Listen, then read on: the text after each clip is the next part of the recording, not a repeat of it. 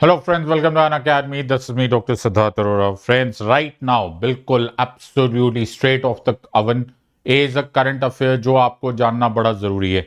It is very important not only because it has been garnering public attention for a while, but also because ये आपके actually syllabus के लिए बड़ा important है. तो मैंने इस जजमेंट को नाम ही बुलडोजर जजमेंट दिया. आई एम श्योर कि तुमको सबको मालूम है कि सुप्रीम कोर्ट ने अभी थोड़ी देर पहले एक जजमेंट दी है कि बहुत जगह पर जहां पर सरकार के यानी कि एग्जीक्यूटिव फैसले पर फॉर एनी इलीगैलिटी जो सरकार को लगता है कि कुछ इलीगल है या फिर कुछ क्राइम किया गया है उसके एवज में उसके लिए as a punishment bulldozer use करके प्रॉपर्टीज रेज डाउन की गई थी या की जाती थी उसको सुप्रीम कोर्ट ने आज के बाद हमेशा के लिए बंद कर दिया है at least till the time this judgment is in force और बोल दिया गया है कि ये कंप्लीटली इलीगल है ये कंप्लीटली नॉट अलाउड है in a country such as ours जहां पर रूल ऑफ लॉ है तो ये एक बड़ी मैसिव जजमेंट है ऑलराइट और इस मैसिव जजमेंट के repercussions will be long term और लेकिन आपको as UPSC aspirants and as concern Indian citizens and students of law आपको इसके बारे में बहुत सारी चीजें इस एक जजमेंट से हमको पढ़ने को मिलेगी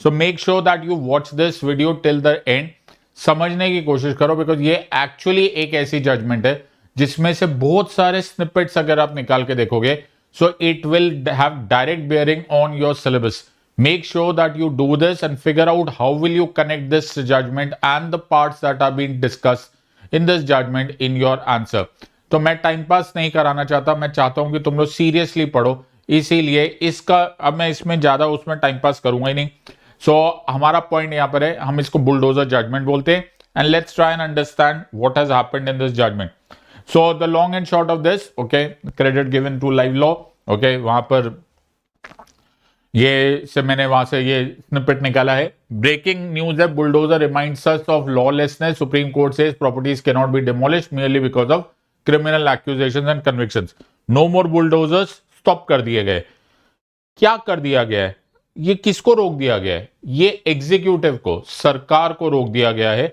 कि until unless due process of law हो अनलेस एंड अनटिल कोर्ट्स फैसला करे कि क्या पनिशमेंट होनी चाहिए और वो punishment according to the law हो according to the entire sequence of law हो तब तक इस तरह की पनिशमेंट नहीं दी जा सकती इस तरह के एक्शन नहीं किए जा सकते सो बहुत मेजर वर्जन है let us try and understand and call out what are the important concepts of this judgment तो इससे पहले कि हम स्टार्ट करते हैं अन अकेडमी पर मैं आपका स्वागत करता हूं 24,999 में आपको यूपीएससी सीएससी की सब्सक्रिप्शन मिल जाएगी आपको सिर्फ मेरा कोड यूज करना है सिडलाइव SIDLIVE आप डॉक्टर सिद्धार्थ अरोरा सिडलाइव जहां पर भी आप रेफरल कोड की जगह आएगी ना वहां पे सिर्फ SIDLIVE लिख लेना 24,999 में आपको ये ऑफर मिल जाएगा which I think it is an amazing offer Don't miss this for anything. It is a very major opportunity. Reasonable prices पर एक realistic preparation का मौका है. Don't miss this part. 24,999. Beautiful offer. Go for it. Let's look at the condition now. Now सबसे पहले मैं तुम्हें इसका basic grounds work समझा देता हूं.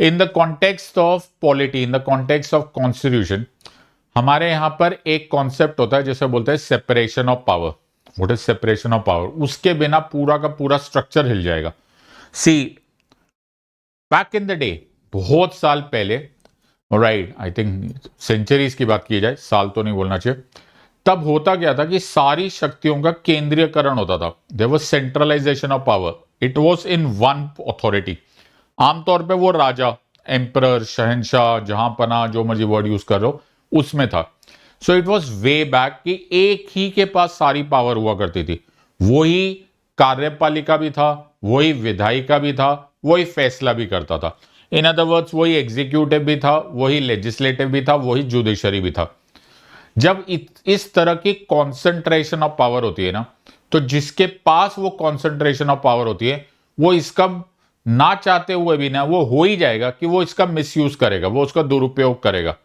So back in the day यही था यही निजाम था ऐसे ही चले जा रहा था Aristotle was probably the first political philosopher जिसने इस बात को बोला था कि ये गलत है इसको डिवाइड किया जाए there should be different powers given to different authority, सारी पावर्स एक ही को, तो ये तो बड़ा ही अजीब सा सिचुएशन हो जाएगा और उसी की वजह से मिसयूज होता है। वो भी करेगा, राजा भी करेगा, राजा के जो मंत्री है वो भी करेंगे, मंत्री के संतरी भी करेंगे, सब करेंगे। वे थोड़ा डाउन द लाइन अगर हम चलते चले जाए, okay, so then came another political philosopher जिसका नाम था जॉन लॉकी। जॉन लॉकी वही फिलोसोफर है जिसके बेसिस पर ज्यादातर अमेरिकन कॉन्स्टिट्यूशन लिखा गया। अमेरिकन कॉन्स्टिट्यूशन में जॉन लॉकी के कॉन्सेप्ट्स को यूटिलाइज किया गया, जिसमें जॉन लॉकी ने भी यही सजेस्ट किया था कि किसी ना किसी तरह से थोड़ा सा ये डिवीजन जरूर होना चाहिए, there should be some separation of powers. French philosopher Montesquieu इसमें थर्ड और बड़ा मेजर रोल अदा करता है।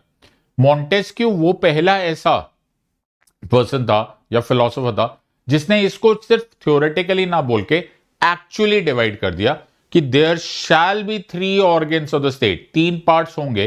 वन विल बी एग्जीक्यूटिव जो कि कानून को केवल यूज करेगा, मेरी बात समझो, वो कानून जो बना हुआ कानून है उसको केवल अप्लाई करेगा। दूसरा विल बी लेजिस्लेचर, द विधायिका, जिसका काम है कानून बनाना। और तीसरा इज जुडिशरी, द न्यायपालिका, जो एक्चुअली ये फैसला करेगा कि कौन गिल्टी है, कौन गिल्टी नहीं है, क्या सजा दी जानी चाहिए, यानी कि वो इन लॉज को इंटरप्रेट करेगा। ये 3 अलग अलग ऑर्गन्स होंगे। अगर ये 3 ऑर्गन्स नहीं होते तो हम ये बात बोलते हैं कि सेपरेशन ऑफ पावर्स को वायोलेशन हो रहा है और वहां पर बड़ा ही मेजर गड़बड़ होने लगती है। इतना इंपॉर्टेंट है सेपरेशन ऑफ पावर्स कि हम इसको essential features of the constitution of India मानते हैं। अगर कोई भी ऐसा एलिमेंट आ जाए, कोई भी ऐसा कानून बन जाए, कोई भी ऐसी पॉलिसी बन जाए जो सेपरेशन ऑफ पावर्स के इस कॉन्सेप्ट को तोड़ दे, तो उसको हम नल एंड वॉइड, खारिज करवाएंगे, बिकॉज ये हमारे essential features of the constitution के खिलाफ है। सो हमने ये कहां से अडॉप्ट किया? हमने ये यूनाइटेड स्टेट्स ऑफ अमेरिका से लिया। उनके कॉन्स्टिट्यूशन में ये क्लियरली डिफाइंड है, सेपरेशन ऑफ पावर होगा। एग्जीक्यूटिव केवल एग्जीक्यूटिव काम करेगा, लेजिस्लेटिव केवल लेजिस्लेटिव काम करेगा, जुडिशरी केवल जुडिशरी काम करेगा। अब तुम यहां पर हो क्या रहा है? यहां पर हो ये रहा है कि एग्जीक्यूटिव यानी कि सरकार वो खुद ही फैसला कर रही है कि XYZ जो है उसने कुछ गलत किया है, वो ही क्रिमिनल है, चलो हम उसको सजा देते। अगर एग्जीक्यूटिव ऐसा काम करने लग जाए, डू यू रियलाइज कि एग्जीक्यूटिव खुद को एग्जीक्यूटिव पोजीशन से हटाकर अपने आप को न्यायपालिका यानी कि जुडिशरी की पोजीशन बना रही है। सो यही बात सुप्रीम कोर्ट ने इसमें ऑब्जर्व की। So just read the following things, फिर मैं तुम्हें एक्सप्लेन करूंगा। Just have a look at the entire situation. और ये अलग अलग वेबसाइट है, तो I give credit to everyone who share this. So the Hindu से है, लाइव लॉ से है, you can read this part. So bulldozer demolition chilling site, says Supreme Court. Executive can't order demolition of private property. Executive cannot declare accused as guilty and demolish his house. Accused and convicts have certain rights, safeguards in the lights of constitution and criminal law, says the Supreme Court. यानी कि executive ये फैसला नहीं कर सकता कि तुम में से कौन गुनहगार है, और एग्जीक्यूटिव उसका घर डिमोलिश कर दे, सर्टेनली नॉट अलाउड। दूसरी लाइन देखो, यहां लिखा है executive can not replace judiciary. ये काम जुडिशरी का है, फैसला करना कि ये उसने गिल्टी है या नहीं है, वो दोषी है या नहीं है, और है भी तो फिर हम सजा क्या देंगे, ये उनका काम है। Let's look at live law का यहां पर site. It says justice through bulldozers is unknown to any civilised system और jurisprudence. There is grave danger that if high-handed and unlawful behavior is permitted by any wing or officer of the state, demolition of citizens' properties will take place as a selective reprisal for extraneous reasons. Citizens' voices cannot be throttled by threat of destroying their properties and homesteads. The ultimate security which a human being possesses is to the homestead. In other words, यार जब executive अपनी मर्जी से जो मर्जी को selectively अगर bulldoze करने लग जाए तो लॉलेसनेस हो जाएगा, क्योटिक हो जाएगा, लोग घबराने लग जाएंगे। That is what the honourable Supreme Court said in this judgment. और ये सारी जजमेंट्स आज की है, right? So you can understand this part. तो 11 नवंबर को स्टे हुआ था, 13 नवंबर को अब फाइनल जजमेंट आ गई है। Now let's look at each of these observations. I've culled a couple of important topics, important points, important paragraphs from this judgment, जो कि आपके एग्जाम में बड़ा इंपॉर्टेंट पार्ट होगा। तो मैंने तुम्हें क्लियरली बताया कि हमारे पास सेपरेशन ऑफ पावर है, एक लेजिस्लेटिव पार्ट है, एक एग्जीक्यूटिव पार्ट है, एक जुडिशियल पार्ट है। Actually United states of America से लिया गया है, राइट, लेकिन हमारे सेपरेशन ऑफ पावर हमारे पास भी उतना ही प्रेशियस है जितना कि यूएस में। So if the executive demolish the house of the person arbitrarily, arbitrarily मतलब जिसको उसको दिल किया, जस्ट बिकॉज उसके ऊपर एक इल्जाम लगाया। देखो, इल्जाम लगाना स्टेट का काम है, गवर्नमेंट का काम है, करो जी, कोई बात नहीं, लेकिन आपने खुद ही कैसे फैसला कर लिया कि वो गिल्टी भी है। Please understand, there is something called principles of natural justice. Akbar Allahabadi साहब ने बोला था ना, उसी का शहर वही मुद्दई वही मुंसिफ, यकीन था हमें कि कसूर हमारा ही निकलेगा।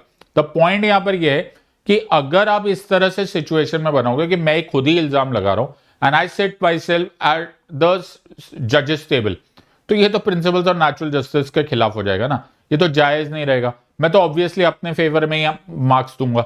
तो अगर मैं तुम्हारा ही टेस्ट चेक करने को दे दूं, तो डू यू रियलाइज कि ये फेयर नहीं रहेगा, ये जायज नहीं रहेगा। It is somehow on almost on the same footing.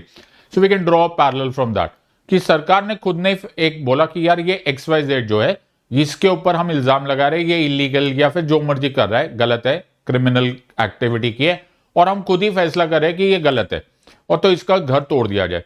I hope you realise it is arbitrary, ये एक्सेप्टेबल नहीं है, ये कंप्लीटली दो तीन चीजों पर एक साथ गलत कर रहा है। Principle of separation of powers भी जा रहे, एंड इसी तरह से सिचुएशन है।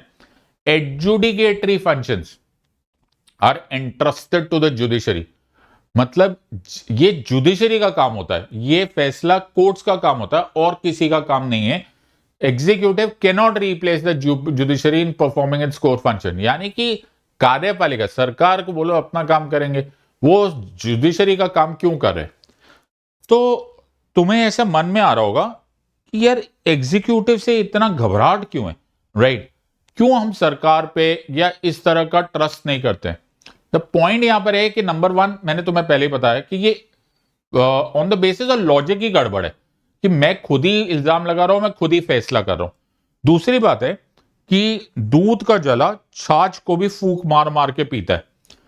सो हमने ब्रिटिश राज के समय, तुम्हें याद होगा, भुवन के ऊपर 3 गुना लगान लगवा दिया था। अगर तुम ये मूवी लगान देखोगे तो तुम्हें रियलाइज होगा कि एग्जीक्यूटिव राज कितना खतरनाक होता है, राइट? जब भी एग्जीक्यूटिव को एक अनलिमिटेड पावर मिल जाती है तो वो उसको जो दिल आता है, पावर ना सीधा सर पे चढ़ती है, जो उसको दिल आता है वो उस तरह के फैसले लेने लगता है। वो जरूरी नहीं है कि वो न्याय संगत हो। तो हमने पूरे ब्रिटिश राज में चाहे डलहौजी को देखा, चाहे कर्जन को देखा, चाहे मिंटो को देखा, we saw all these funny crazy jokers making any kind of law जो उनको ठीक लगा, एनी काइंड ऑफ पॉलिसी जो उनको ठीक लगी, क्योंकि उनका राज चल रहा था। गवर्नर जनरल्स और इनको लॉर्ड डलहौजी, वो डॉक्ट्राइन ऑफ लैप्स बनाया। मतलब डू यू रियलाइज कि कितना क्रेजी था वो, कि उसने मुंह पर, मतलब on the face of it वो साफ समझ में आ रहा था कि वो चोरी कर रहा है। द आइडिया है रोज कि यार जिसका उत्तराधिकारी नहीं होगा वो प्रॉपर्टी लैप्स कर जाएगी। डोंट यू रियलाइज कि ऐसे एक्शंस आर्बिट्ररी होते हैं। अब वो आर्बिट्ररी थे, क्यों थे? क्योंकि वो तो बैठे लूटने के लिए थे हम लोगों को, उनका तो काम ही देश को एक्सप्लॉइट करना था हमारे को। लेकिन अब तो एक रूल ऑफ लॉ वाली कंट्री है ना, अब तो चेक्स एंड बैलेंसेस होंगे। चेक्स एंड बैलेंसेस एक डॉक्ट्राइन है, एक आइडिया है विच सेज कि अगर एग्जीक्यूटिव अपना रास्ता भटक जाता है तो लेजिस्लेटिव उसको रोके। सिमिलरली लेजिस्लेटिव और एग्जीक्यूटिव रोक अगर भटक जाता है तो जुडिशरी से रोके, and in some cases even judiciary भटक जाता है तो लेजिस्लेटिव उसको रोकेगा। Either ways, this, in fact, for that matter, even executive can have some repercussions on the judicial actions. तो ये सारे के सारे क्या है, एक दूसरे के साथ इंटरकनेक्टेड है। They are all keeping an eye on the other कि nobody deviates from the path as mentioned in the Constitution of India. So हम लोग को वो पता है ना, मैंने तुम्हें क्या बोला कि दूध का जला छाछ को भी फूंक मार मार के पीते हैं। Because during the British Raj, we were so exploited and so tired of these jokers, which were the executives, which were acting funny, which were acting arbitrarily, which were acting with one single agenda कि they'll destroy this country and exploit this country and loot this country। कि हमारा पूरा constitution अगर आप खोल के देखो तो उसमें एक बहुत मेजर पोर्शन सिर्फ एग्जीक्यूटिव की आर्बिट्ररी एक्शन को रोकने के लिए। इसलिए पूरा का पूरा पार्लियामेंट्री डेमोक्रेसी ही फॉर्मूला पे बैठा हुआ है, executive is responsible to legislature. तो executive is answerable to legislature, कार्यपालिका विधायिका के प्रति उत्तरदायी है, ये पूरा बेसिस है। लेकिन डज नॉट मीन कि सिर्फ लेजिस्लेचर के प्रति है, जुडिशरी का तो काम है ना इन सबको चेक करना, जुडिशियल रिव्यू करना तो पूरा काम है। Everything in India is under judicial review. In fact judicial review, न्यायिक समीक्षा हमारा part of basic structure doctrine तो है ही। सो हम लोग इस बात से बड़ा डरते हैं, and that is the reason we don't want to take any chances. So as I said, simple words में बोला जा सकता है कि the executive can not declare a person guilty, it is a work of the judiciary. तुम्हें mains में ऐसे question आने का बड़ा कॉन्सेप्ट है। If you remember, if I am not wrong, 2019 में 2019 में मेंस में क्वेश्चन आया था, right, and the question was कि India does not have a strict separation of power but it is based on doctrine of checks and balances. If I am not wrong, mains के पहला question ये था 2019 का। तो अब मुझे लगता है इस जजमेंट के बाद suddenly you have a current affair which is supporting this. So इसको अच्छे से याद कर लेना बड़ा जरूरी है। उसका बेसिस, खासकर जो नए स्टूडेंट्स हैं एंड जिनको इजीली सब्जेक्ट एब्जॉर्ब नहीं हो रहा, उनके लिए सबसे इंपॉर्टेंट है कि आप पहली लाइन ये याद रखो कि कार्यपालिका जो है वो न्यायपालिका की जगह नहीं ले सकती। कार्यपालिका फैसला नहीं कर सकती कि कौन दोषी है। आप इल्जाम लगा सकते हो लेकिन आप दोषी नहीं कर सकते हो। So for those amongst you, ये स्लाइड्स अलग अलग स्टेजेस पर स्टूडेंट्स के लिए अलग अलग टाइम पे काम आएगी। जिनके लिए सिंपल भाषा चाहिए उनके लिए ये भाषा भी है। सो you can remember this part of this part. दूसरी बात मैंने तुम्हें बताई थी, rule of law. Rule of law is the foundation of democratic government. Law सबसे ऊंचा है, कॉन्स्टिट्यूशन सबसे ऊपर है, इसको लेक्स रेक्स बोलते हैं। Law is the king. Now what does that mean कि जो कॉन्स्टिट्यूशन ऑफ इंडिया बोलता है, कॉन्स्टिट्यूशन ऑफ इंडिया सेज कि सेपरेशन ऑफ पावर है। Constitution of India, although not in the so many clear words, but yes, we can interpret it from various Supreme Court judgments also. Constitution बोलता है कि जब तक कोई दोषी सिद्ध नहीं होता, वो भी by the due process of law, तब तक आप उसको किसी भी हाल में उसको गिल्टी नहीं बोल सकते। बड़ी फेमस लाइन है कि everyone is innocent unless and until proven guilty beyond reasonable doubt। ये बड़ा इंपॉर्टेंट मैक्सिम है। जब तक वो पूरी तरह से सिद्ध नहीं हो जाता, that too beyond a reasonable doubt, वो भी कोर्ट में, जुडिशरी के सामने, तब तक आप उसको गिल्टी नहीं बोल सकते, तब तक आप उसे दोषी नहीं बोल सकते, और ऑब्वियसली उसको फैसला इस तरह का सुना भी नहीं सकते। सो ये एक फिर से फर्म फेथ है दैट हम लोगों को प्री जज नहीं करना। इल्जाम लगा देने से वो दोषी नहीं हो जाता। This is very important. किसी के ऊपर उंगली कर दी कि भैया यही है, पॉइंट कर दी कि यही है दोषी, ऐसा नहीं हो सकता। You have to prove his case beyond, और prove the case against him beyond reasonable doubt. Prejudge नहीं कर सकते कि जी यही गलती है यार, हमें तो लग ही रहा है। लगने से कुछ नहीं होने वाला। इनफैक्ट इसका ऑपोजिट प्रिजम्पशन है कि everyone is innocent unless and until proven guilty. यहां पे तो उल्टा हो रहा है। अभी तो केस ही नहीं चालू हुआ, अभी तो ड्यू प्रोसेस ऑफ लॉ ही नहीं हुआ, अभी तो जुडिशरी में गया ही नहीं, अभी तक मुकदमा खत्म ही नहीं हुआ, और आपने उसको ये समझा दिया या ये बोल दिया कि ये जो गिल्टी है। Certainly not done. ये रूल ऑफ लॉ के कंप्लीटली खिलाफ है, पूरे जुडिशियल प्रिंसिपल्स के कंप्लीटली खिलाफ है। Won't work in this country. So this is the situation. So हमारे अब end of this, supreme court में क्या फाइनल जवाब दिया या फिर क्या फाइनल फैसला किया? No demolition should be carried out without prior show cause notice, returnable either in accordance with the time provided in local municipal laws or within 15 days from the date of service, whichever is later।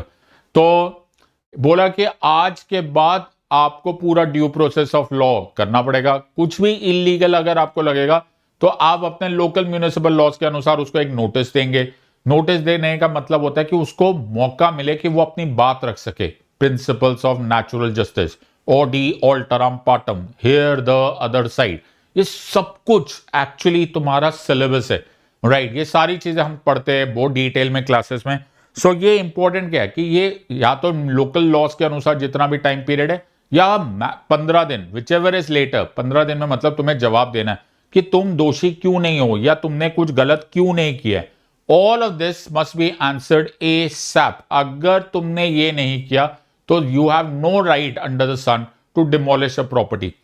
एक और जो last part है which is a very important part, मैंने उस judgement का ही part निकाल के तुम्हारे सामने शेयर किया। ये जजमेंट जो आज आई है उसका फर्स्ट पेज है। उसमें जस्टिस गवाई बोलते हैं, अपना घर हो, अपना आंगन हो, इस ख्वाब में हर कोई जीता है। इंसान के दिल की ये चाहत है कि एक घर का सपना कभी ना छूटे। To have one's own home, one's own courtyard, this dream lives in every heart. It's longing that never fades to never lose the dream of a home. In other words, honourable Supreme Court says कि जिस तरह की तुम punishment दे रहे हो, किसी का घर डिस्ट्रॉय कर रहे हो, द हाउस और द एंटायर घर का जो सपना होता है, आपने एक बार अगर उसको डिमोलिश कर दिया तो ये इरिट्रीवेबल हो जाता है। सो ये बहुत ड्रास्टिक पनिशमेंट है, और वो भी तुम without due process of law follow कर रहे हो। We can not allow this. So ये स्टार्ट ही हुआ है। डू यू रियलाइज कि कितना इंपॉर्टेंस दिया गया है to a house, to a property. And this is the beauty of our judicial system, कि जिसका कोई नहीं उसका तो सुप्रीम कोर्ट है यारो, right. So they will protect, they are the custodians of the constitution of India. They will ensure that lex rex ही रहे. In other words, law remains the king. So beautiful judgment. I think you should read this judgment. चारों तरफ चल ही रही है, एक बार you should read, और इन्हीं पॉइंट्स को जो मैंने तुम्हारे साथ शेयर किया है इनको कनेक्ट करना। I am telling you there is a very high probability that prelims में या मेंस में इससे डायरेक्टली या इनडायरेक्टली क्वेश्चन जरूर आएंगे। Ensure that you know and you are abreast with what is happening around. Supreme Court is a headliner, and most of the questions directly or indirectly कभी ना कभी उनके जजमेंट से जरूर आता है। So make sure that you revise this. I hope you have understood this. कोई doubt है तो please put it in the comments. I'll try and address it in the next video. I hope you have enjoyed this. In the words of Unacademy, let's crack it. Until next time, God bless. Thank you and Jai Hind.